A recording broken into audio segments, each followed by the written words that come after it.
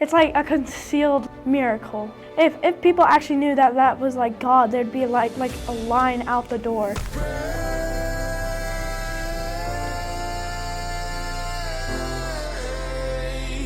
Ready?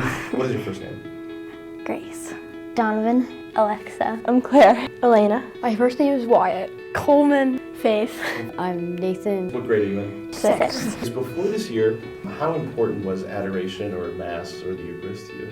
Not really important at all. A little bit less important. Not that important. I didn't really believe that it was Jesus that much. Has that changed? Yeah. How has that changed? Tell me about that.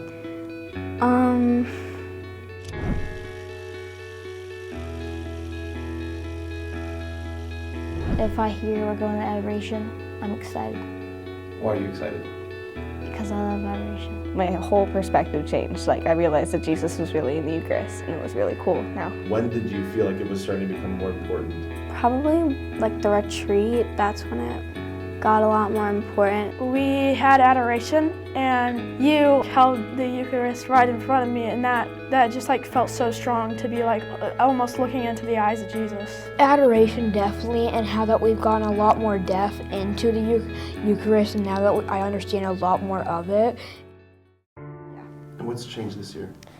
This year, I feel way more closer to God. I've prayed a lot, and I feel like adoration kind of changed everything. And it made me realize he's actually here. I kneel and receive on the tongue. It shows that he's the king. I've never done this before.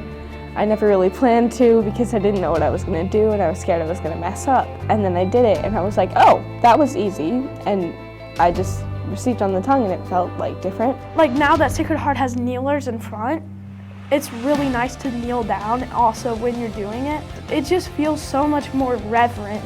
God shouldn't have to go 2 places to get into you. He should only instead of taking a detour, he should only have to go 1 place.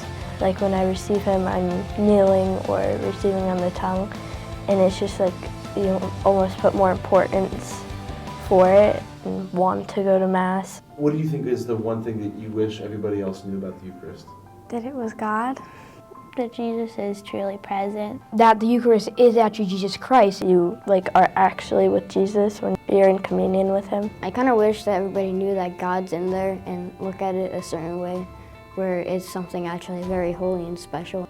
That he's really there and he cares for you and he's close to you all the time and you can always trust him, and he comes down to be with you in this little piece of bread.